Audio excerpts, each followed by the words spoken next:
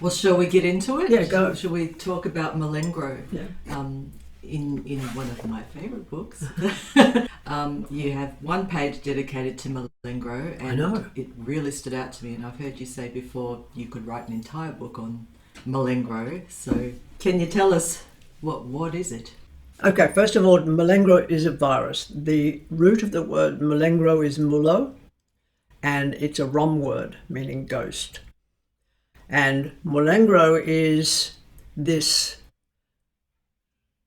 Geiger filamented, almost invisible function of virulence. How's that? That spreads between communities and spreads particularly in the so-called Free West and particularly in religious communities, even when people don't even know they're religious. So the 7 phases are greed, guilt, denial, deceit, envy, expectation, and assumption. Within that, even if I take the idea of greed into account, people who take up too much of your time. Assumption, another one. You walk into a shop. The person says, "Hi, how are you today?" You say, "Oh, I'm good, I'm fine. How are you?" They say, "Fine, thanks very much. Would you like a bag with that?" And I'm going, you poor bastards. If I walk into a shop and somebody says to me, "How are you today?" I'm going, do you really want to ask that question? I'll give them an option. But those 7 faces, that the fact that they're fed this way of interrelating, and I may not be good that day. And you may not be good when you're talking to somebody at a supermarket checkout, but they say, "Hi, how are you today?" You're going to say, "I just had the biggest fight with my partner I could possibly imagine, and I've been slapped from this end and I've got bruises all the way from my waist to my ankles." You're going to say that to a total stranger. But the point is, you should be able to say that to a total stranger. If they ask the question, they're being dishonest if they don't expect an honest answer back. So what we're left over with, once Mulengro has infiltrated your family and your relationships and your interrelationships, you're left with resentment, rejection, blame, and quite often a sense of defeat.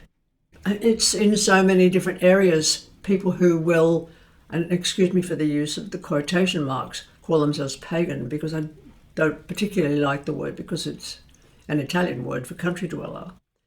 And let's face it, the Romans invaded my ancestral lands and destroyed and killed just like they've done pretty much everywhere. Send in the military, then send in the missionaries kind of thing. And I'm not necessarily a country dweller. We're right here in the middle of the city. But they'll suspend all their, again, quotation mark, beliefs, because I don't like the word, I know what it means. They'll suspend their beliefs when it comes to Christmas. And I spoke to somebody fairly recently, and he is an elder. He's fought in several wars. He's an ex-military man. And we had a discussion at a kitchen table whereby he was talking about his paganism, like you can own it like a cat, and how I said, "Well, why do you do Christmas?" And he went, "You don't understand how important it is to be able to sit under the tree with my grandchild and watch them open the presents." I said, "Mate, I can do that 365 days of the year, under any tree.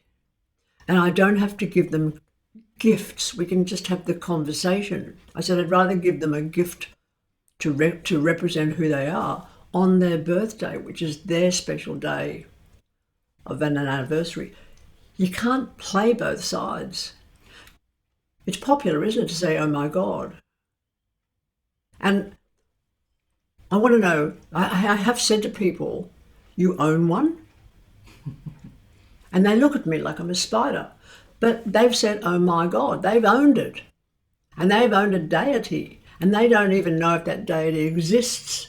And they don't even know that that word God didn't exist before the 14th, 15th or 16th century, that they used to have names for different religions, that the word God means nothing and has no etymology.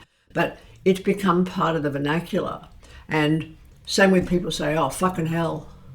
Once we're clear of those words, we have space in consciousness to consider what we may want to consider: art, creativity, love, intelligence, AI, anything. But we can't consider them while we're crowded with all this extraneous relationship blah blah, which is Mulengro, and that which is left over. And so we've got this defeated aspect of the population living in a bit of fear. And that's silly also, because fear is handy. But they've got this, because they've had resentment, rejection and blame. If I don't agree with you, that's your cue to really come at me with some honesty, where we can really meet and discuss a situation, not attack each other, not bring in generalizations, which does happen, where people will go, everybody believes that. They'll go, how many people, do you know how many people there are on Earth or with Earth? Do you know how many people? Do you know them all? Then why say everybody? And as far as Mulengro, like, how can you sense, how can one sense when it is Mulengro that's happening? You hear it. Expectation is the worst with marriage. There's the expectation. It may not even be in the vows that people have today that says, until death us do part. But that's what's inbuilt in consciousness with the idea of marriage is, oh, I love this person, I'm going to be with this person until, forever. We're going to love each other forever. Despite the fact that you'll both get decrepit if you live long enough. There's only two ways for marriage to finish, by the way. But even in that is and one of them's death, and the other one, of course, is just separation, which is still death and still separation. So there's not really a difference between them. But what people don't understand is that marriage within itself is not really based on love. It's an expediency. It's legalized sex. So who sanctioned the legalization of sex to make marriage popular? In many cultures, their marriages are arranged. And oddly enough, they tend to last longer. Love will only last a little while, and then it becomes obligation. Maybe not. Some people, it's rare. They will last ages, but they'll reach a friendship agreement. Otherwise, the tension within that relationship is based on this, usually assumption and an expectation. But there's also the subtlety of guilt. Come on. You know the subtlety of guilt. Our children do it all the time. That even within the word mother is this idea of servant and life. Yeah? So even in the word father is the idea of the old-fashioned word breadwinner. And these at the moment are dissipating everywhere. So they're putting people in a dilemma of consciousness to do with who they are. If we could bypass all those expectations and be honest with the individual. Some people will say, I'm dealing with my mother and my mother wants to come for a reading. I go, does your mother have a name? And you hear the my? It's so infiltrated into consciousness. It started out probably with MySpace and then went to My Documents, iPhone, all this sense of hedonism that's being introduced into society. I won't say culture because we haven't got one, but it's introduced into society. And what's behind that is greed. Corporations going, ka-chink, ka-chink, how can we get them? We can make this feel like they're in power. They're in control. They really are. Or this is mine. My house. That's all colonialist rubbish, do you get me? I mean, it would be very different also if somebody moved into your lounge room with their full kit, tent, stove, water system, portable toilet, all that. And you said, this is my house, what are you doing here? And they go, we're taking over. I mean, that's what war is, isn't it? If I see an animal run over in this street, I'm going to be there real fast and picking up that injured animal and going right through what I need to do, whether I've got to knock it on the head right then and there, or whether I've got the possibility of taking it to a vet. And a lot of things will go through consciousness, one of which is if this is a possum, are the vets just going to kill it anyway because they consider it vermin? The assumption that certain people, two-legged, four-legged, finned, furred, doesn't make any difference, don't belong in a certain area, isn't that assumption? People, for example, who will say it's an invasive species, and yet what are we? What's our first language? Our first language is the language of the conquerors, instead of the fact that you and I are sitting here in Wadding territory, aren't we, of the Kulin nation, and yet we not having this conversation in the first language of this landscape. So the assumption that it's okay even to use English is it's so embedded, and yet you'll hear it. If you would, I don't know, we could have a conversation and I'd pick it up. You'd have to have the conversation with me if you chose to talk to me. Well, I guess we could look at the different kind of breakdowns of Mulengro, like the 7, like we've talked about, assumption and expectation. Aren't they the worst? Greed. So we've got envy, guilt, deceit, denial. Anything you want to elaborate on any or all? Denial is an obvious one in arguments. Denial is not discussing the point. Denial is, for example, if we're in the middle of an argument and you said to me, green is black, it's okay. Show me. Then it's your responsibility or not. You can say, I don't want to. I'll go, cool. End of conversation. And we both go our separate ways and we make a cup of tea and we change the subject. But for you to say green is black, if I was to say no, it's not, that's okay. But I'm also assuming that you're incorrect, aren't I? Without necessarily a basis to know why you're presuming that green is black. And then we could go into spectrum, couldn't we? We could discuss the light waves and how you see a certain thing in a certain way. And that would be fascinating to understand, instead of the assumption that I'm going to be right and I'm not necessarily right. How else do we learn something new and exciting unless we make mistakes, or unless we agree that we're potentially incorrect, but we want to maybe learn something new? They're all mixed up together. It's really hard to separate them, because in any dispute, for example, there's always envy, there's always assumption, there's always greed. When you look at an article of a 97-year-old woman jumping out of an airplane with a parachute, the media is going to say, this is a 97-year-old grandmother. And that's supposed to define her. It's a similar thing in greetings, in how a person's introduced. In pale Anglo-European cultures, it's, hi, my name's John and I'm an accountant. What does that do? In Indigenous communities, someone will represent that person being introduced. They'll give their ancestry, they'll speak about the country that they come from, they'll speak about the heritage that they come from. When a person doesn't have a deep knowledge of self, a deep knowledge of heritage, and they can't introduce that correctly, there's no honour. So that in itself is Mulengro, because what it is assuming that that person should be able to speak without any, assuming an audience should pay attention to John from accounts. But why? I went to a gathering in Ocean Shores just before The Changeling was released, the latest in the She series. When everybody's gathered, I'm picking up intuitively this confusion. Didn't say anything because that would be assumption, wouldn't it? I'll just wait and see what happens. And the host introduced me as Lai. She's written a book about fairies. And they're all looking at me.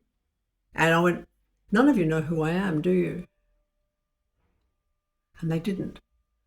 So I turned to the host of the evening and I said, why are these people here? Well, she said, because I invited them. I invited them to hear you speak about fairies. And I said, you haven't actually gone into the subject matter of the changeling, have you? So all these people were in an awful situation, do you understand? They were there, they were then embarrassed. They felt guilty because they hadn't been given sufficient information to do their own research as to why they should bother coming out on an evening that was raining anyway and sit in this room with this total stranger who was going to do a talk about something they didn't give a shit about, just to please the host because they knew the host and therefore they were sort of satisfying this person's sense of identity. How is that Mulengro? If you listen back, you'll hear it all through there. That greed, that envy. I mean, that person wanted the attention, so they could invite the 7 people along. The assumption also came into thinking then, what are fairies? Are they them? No. Does it come from an Irish background, Irish heritage, to do with the landscape and the mist and the fog and the difficulty with weather and the lack of understanding what direction to take by way of what standing stone? Yes. So it comes from a very different word, which is F-A-I-D-H. It's fae, and it's a very different concept of what's been created by Disney or what was created through the Victorian era to belittle an entire culture. Because in this instance, of course, the English had been in Ireland for 600 years and it was 600-year devastation. Even the way that's presented, if I can just stick with Ireland for a moment, we hear the stories of the Irish potato famine, don't we? Do you know how much food was in Ireland at the stage when the famine went down? Truckloads and truckloads and shiploads of food, but the Irish weren't allowed to get to it. The English had so colonised the landscape that the people starved to death. So it was actually an English-induced famine. It was genocide. But it's a similar thing, I suppose, to the Vietnam War. And the Vietnam War caught the American War because they didn't invite the Americans to come in and kill and destroy and burn their landscape and use Agent Orange. And they didn't also tell their soldiers that they were going to get cancer out of this. It's so inhabiting of the landscape of language, particularly the hidden secret landscape, which is the people behind the scenes, whose faces you never see, who are going to go, how much money can I make out of this? So Mulengro, that's you've spoken about it on quite worldwide terms. In psychological terms, I guess it's the emotional and relationship dysfunction between people. Well, we've covered that. I covered that in Which, for those who are. We had a little look at that. And that was the example of 2 people. And I'll bring it in. And it mirrors in many instances the Cartman drama triangle of the interrogator and the victim and the rescuer. But one person can do all them. And all of them are Mulengro, by the way. So a person says, I'll be home at 11. If you don't hear from me, don't worry about it. I'll get home when I get home. But I'm thinking 11. So they've kind of laid out a maybe, but they haven't said an adamant. So this is to their partner, for example. And their partner says, oh, well, I'm going to make dinner and I'll make one for you in case you're hungry when you come home, darling. But I'll leave it in the fridge and you just got to put it in the microwave when you get home. Okay. And off the person goes to their meeting. And the first person, they've made the dinner for 2 people, put all the love and energy into the 2 meals, put the other one aside, eaten their dinner themselves, and then waited. And 11 o'clock came, and even though they may have been even though they were told that they may be able to get home by 11, but don't wait up. They said that's exactly what was said. Don't wake up. Come 11, 11:15, 11:30, the person's starting to get the shits, something shocking. They haven't heard from their partner. They don't know what time they're coming home. Things start happening. Things start brewing inside of the body. Things start brewing. Where are they? Are they fucking somebody else? Are they really where they said they were going to be? Why haven't I heard from them? Why don't they even send me a text message? And in comes all the Mulengro. the question marks, the envy, the guilt, the deceit, the denial, what's going on, what's really going on, when they've actually it's been laid out for them. I may be home by 11. If I'm not, don't worry about it. Just go to bed. So come 12, the person concerned at the kitchen table scrapes the other person's dinner into the bin and throws the plate into the dishwasher. And then they go upstairs come 1 o'clock in the morning because they're still not home. And by now this is built to nightmare proportions in this person's consciousness. And they're thinking, oh, I know they're with somebody. I know what this is. This is gaslighting. And they'll pull out in consciousness all the dilemmas that they've learned through psychobabble on the internet, for example. And they'll go to bed and they'll lie there with their eyes open. And 3 o'clock in the morning, their partner comes home drunk, takes their shoes off downstairs, stumbles up the stairs into the bedroom, goes straight through the bathroom, and then comes out and the partner says, where have you been? Why didn't you at least contact me? I made a meal for you. I'm home, says the partner. You don't understand how worried I've been. I was actually getting to the stage where I was going to call the hospitals to see and find out if you were going to be, if you'd been hurt, to find out if you were okay. There's the rescuer. And you don't understand what this does to me. Every time I'm wondering where you've got to, I have no idea. How am I supposed to feel about where you are? Are you fucking somebody else? And the partner says, I don't want to answer that. And the person in bed says, why not? And the person in the doorway of the bathroom says, because I choose not to. It's going to go. It's going to keep building, isn't it? It's going to keep building in some way until such time there's a shit fight goes down, because the person in the bed hasn't learned about Mulengro. They don't respect the individuality and the uniqueness of the person that they're with, to be honest with them and to not be owned, even in consciousness, by some inner deceit that that person really will turn up at 11 because they really love me and because they know I've made them a dinner. So these kind of manipulations, they happen daily. They'll end up in a fight. They're one of the reasons people will end. It's the same assumption as a person who's married another person who thinks they own them. My wife, my husband, my child, my dog, my car, my cat. Do you hear this? This is all assumption that you're the owner of all of these people and objects. Do we have to really learn about language and change language? Yes. Language is the first port of call for the ship of wisdom.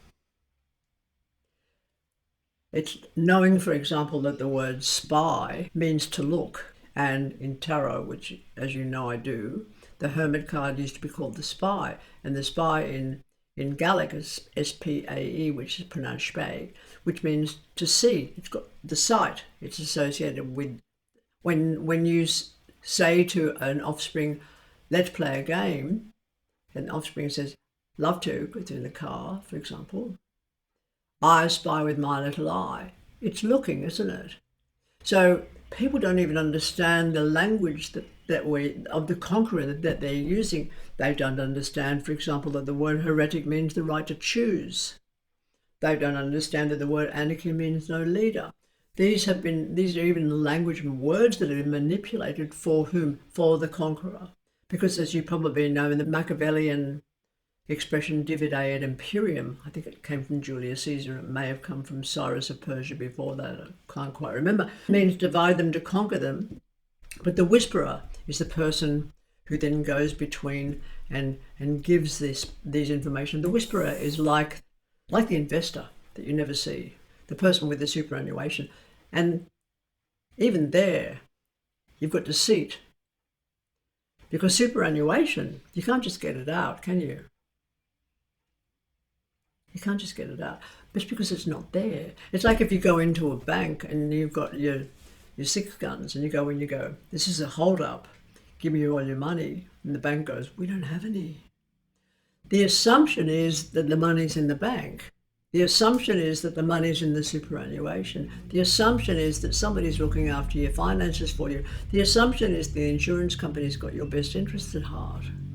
So these are all manipulations that are taking place at a corporate level, but they filter down into a family level, quite often for the idea of hierarchy and who's in charge and who's not. And when that's got rid of, does the relationship remain? And I think that's the most important understanding of erasing Mulengro. And the boss might say, you'll never work again. There's Mulengro, isn't it? There's the threat right there. I want you to do what you're told. So making certain that you can somehow instill individuality and the ability to thrive, not just survive, but thrive, into the people that you give birth to, that's the job. And then all of this becomes moot.